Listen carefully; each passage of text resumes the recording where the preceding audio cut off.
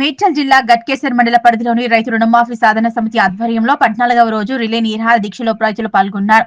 ఈ సందర్భంగా వారు మాట్లాడుతూ 14 రోజుల నుంచి నిరాహార దీక్ష చేస్తున్న ప్రభుత్వం నుంచి ఎలాంటి హామీ రాకపోవడంతో ఈ రోజు తాము రైతు గోస రైతు బురి అనే విధంగా స్థానిక గట్కేసర్ సెంటర్ లో ఉన్న అంబేద్కర్ విగ్రహం వద్ద ఉరితాలతో వెళితే పోలీసులు దౌర్జన్యంగా లాక్కొచ్చి స్టేషన్ లో బంధించడం హేయమైన చర్య అన్నారు. అదేవిధంగా మొన్న నాంపల్లి పోలీస్ స్టేషన్ దగ్గర కూడా మమ్మల్ని అరెస్ట్ చేశారన్నారు.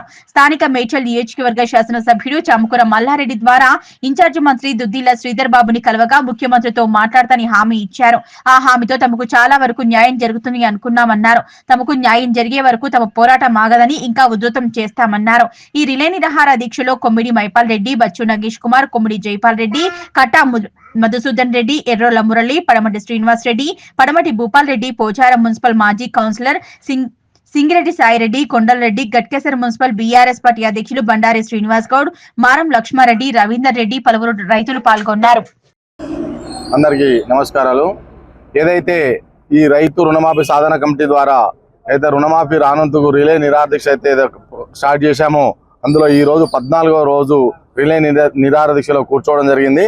మేము ఈరోజు ఏదైతే రైతు గోస ఉరి గోస అన్న విధంగా మేము అంబేద్కర్ విగ్రహానికి వెళ్ళి ఇది ఎక్కడ ప్రభుత్వం దిగొస్తలేదని చెప్పి రైతులమంతా ఉరిపెట్టుకుంటామని చెప్పి అంబేద్కర్ విగ్రహానికి వెళ్తే పోలీసులు దౌర్జన్యంగా తీసుకొచ్చి మాకు 6 రైతు సోదరుని ఆవు లేగా దుడ్డే లేకుండా పోలీస్ స్టేషన్లో బంధించి ఇప్పుడు వదిలిపెట్టినారు. అందుకు గానీ మేము మొన్న కానీ సెక్రటేరియట్ ముట్టడించిన పోయినప్పుడు కూడా నాంపల్లి పోలీస్ స్టేషన్లో మనల్ని బంధించినారు. ఈరోజు ఈ రకంగా బంధించినారు. పోలీసులు ఎటుపెట్టి ఈ యొక్క దీక్షను భంగం చేయాలని చూస్తున్నారు. మేము మా యొక్క నాయకులతోటి మేము ఈరోజు మా గౌరవ ఎమ్మెల్యే గారితో శ్రీధర్ బాబు ప్రభుత్వం కళ్ళు తెరిపించాలని గౌరవ మన ఇన్ఛార్జ్ మంత్రి శ్రీధర్ బాబు దగ్గరికి వెళ్ళాము. శ్రీధర్ బాబు గారు చెప్పాడు ఏంటంటే ఈ యొక్క రుణమాఫీ దాదాపు పూర్తి అయిందని చెప్పడం జరిగింది. అయితే అందుకు మేము లేదన్నా మా బ్యాంకులో లేదు సార్, మా బ్యాంకులో ఏ ఒక్కరికి కూడా రుణమాఫీ కాలేదని చెప్తే కొద్దిగా సార్ కూడా ఒక్క నిమిషము నేను సీఎం గారితో మాట్లాడి పూర్తి హామీ ఇస్తా అన్నాడు. అదొక ఆశ మాత్రము ఉన్నది. చెప్పే వాళ్ళు అయితే మొత్తం క్లోజ్ అయిపోయిందని చెప్తున్నారు. ప్రభుత్వం నుండి కూడా క్లోజ్ అయిందని చెప్పడము ఇది ఎడ్డూరంగా ఉంది. అందుకు గాను మాకు రేపు ఎల్లుండి కానీ శ్రీధరబాబు సార్ గారి దగ్గరికి హామీ వస్తుందని ఆశ ఉంది. ఏదైతే హామీ వచ్చి రుణమాఫీ అయ్యేంత వరకు కూడా ఈ యొక్క దీక్షను కంటిన్యూ చేస్తామని చెప్పి కూడా మా సాధన కమిటీ ద్వారా మేము డిమాండ్ చేస్తూ ఉన్నాం.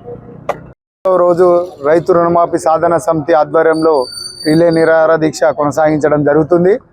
అయితే ఈరోజు రుణమాఫీ సాధన సమితి ఆధ్వర్యంలో కొందరు రైతులు మంత్రి గారిని కలవడం జరిగింది. స్థానిక ఎమ్మెల్యే గారు మంత్రి గారిని టైం తీసుకోవడం జరిగింది. రండి అంటే రుణమాఫీ సాధన సమితి నుంచి వెళ్ళడం జరిగింది.